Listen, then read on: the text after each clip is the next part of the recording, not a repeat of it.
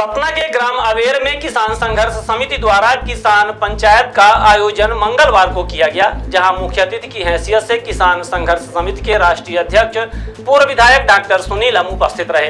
अध्यक्षता सरपंच प्रतिनिधि समय लाल सिंह ने किया। किसान पंचायत को किसान संघर्ष समिति के राष्ट्रीय प्रवक्ता शिव सिंह, कार्यकारी प्रदेश अध्यक्ष इंद्रजीत सिंह शंखु, विंध्य क्षेत्र के संयोजक एंड पुष्पेंद्र सिंह, प्रदेश सचिव संत कुमार पटेल एवं शत्रुघ्न यादव एवं पूर्व जनपद उपाध्यक्ष सत्यभान सिंह ने संबोधित किया।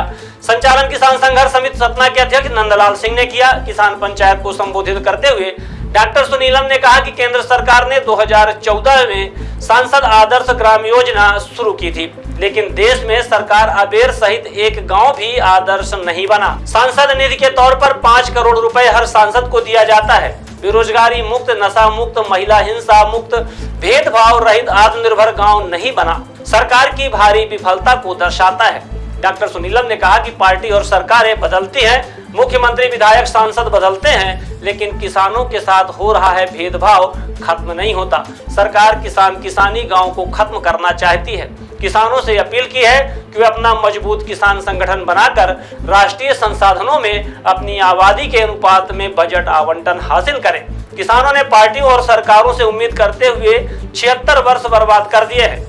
आज संविधान की प्रस्तावना से समाजवाद एवं धर्मनिरपेक्षता शब्द हटाए जाने की मुहिम चल रही है। उदाहरण के तौर पर बताना चाहता हूं, आज 80 करोड़ लोगों के पास जितनी संपत्ति है उतनी देश के 100 सरकार के क्रीम लोगों के पास है। सोचिए, जब समाजवाद शब्द हट जाएगा तब क्या होगा। राष्ट्रीय प्रवक्ता अधिवक्ता शिव सिंह ने कहा कि सांसद का गोद लिया गांव अबेर आज भी विकास के कोसों दूर है। वह गांव आज भी गोद में ही खेल रहा है। अबेर 7,500 की आबादी वाला गांव है, जहां मानव से लेकर पशु चिकित्सक तक नहीं है।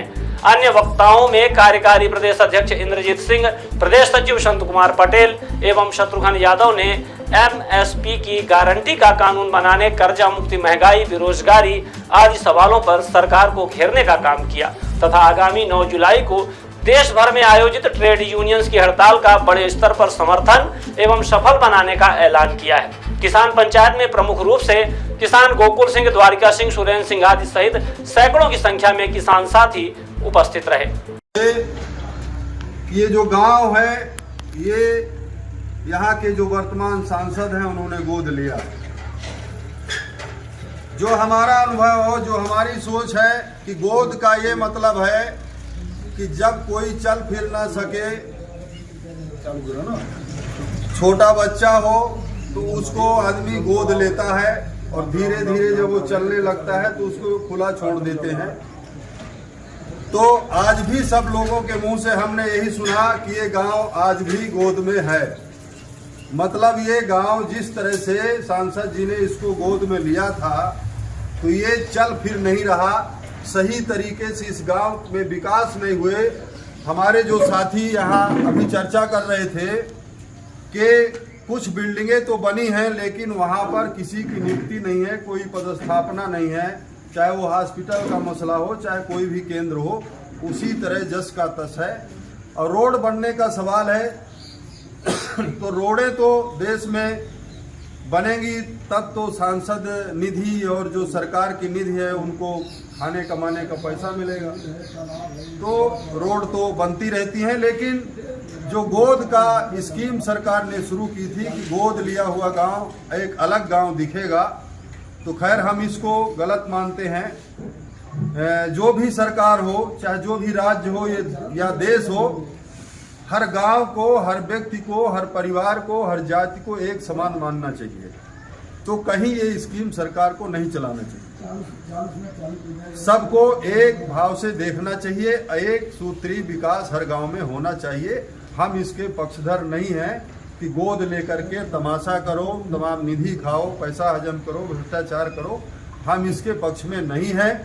यहाँ पर 2-4 साल के अंदर, 20 साल के अंदर, बाकी का तो कुछ है नहीं। तो मेरा कहना यह है कि चुनाव भी ऐसा हो गया कि ईवीएम की भी गड़बड़। और अभी आपने देखा महाराष्ट्र के चुनाव में क्या हुआ, 56 लाख वोट, मतलब 5 साल में 36 लाख वोट नए बढ़े। और विधानसभा और लोकसभा चुनाव के बीच में 6 महीने का अंतर था, उसमें 56 लाख हो गया। सोचिए जोगन, मतलब यह है कि चुनाव आयोग, आजकल पार्टी चुनाव नहीं होती, चुनाव आयोग होता है। और चुनाव आयोग अपने साथ में 50 लाख वोट लेके चलता, जहां के जुड़ जाते, हरियाणा में जुड़ जाते, मतलब विपक्ष के वोट कट गए, अपने वोट जुड़ गए। ये लगातार हो रहा है और ये सब पकड़ा गया है, हरियाणा में पकड़ा गया, महाराष्ट्र में पकड़ा गया। और आप हमारा चैनल में देखेंगे तो आंध्र प्रदेश के एक राजशेखर रावत ने बताया कि मेरे आंध्रा में ऐसा हुआ और उसने पकड़ भी लिया, लेकिन कोई माई बाप नहीं है, कोई न्याय करने वाला नहीं है। क्या करोगे आप? जितनी भी संवैधानिक संस्थाएं हैं सब पर कब्जा किया हुआ, और अगर कोई बोले तो उसको जस्टिस लोया बना देते हैं। देखा आपने, मतलब कि कोई निर्भीकता के साथ में फैसले भी नहीं दे सकता। मैं अभी देख रहा था, कल कहीं पर था, वो एक एसडीएम को पीटते हुए लाखों से मारते हुए लेके जा रहा था, भाजपा नेता पिट रहे कर्मचारी। हमें जो परमानेंट निदान, अस्थाई निदान हमको चाहिए कि सरकार हमारे एक परिवार में कम से कम एक नौकरी दे, सरकारी नौकरी दे, प्राइवेट रोजगार दे, उससे हमारा अस्थाई निदान परिवार का होगा, तो हमें लाडली बहना की राशि की जरूरत नहीं पड़ेगी। दूसरी सवाल आपने किया, दूसरा सवाल किसान सम्मान निधि का 2000 रुपए मिलता है। 2500 साल पहले से देश का किसान एमएसपी मांग रहा है कि सरकार हमारे फसल का मूल्य तय करे। हमारे गेहूं के मैदा से बना हुआ बिस्किट का पैकेट पहले पार्ले का ये साइज था, 5 रुपए में पैकेट मिलता था। अब वो साइज इतना हो गया है, आधा हो गया, तब भी 5 रुपए में मिल रहा है।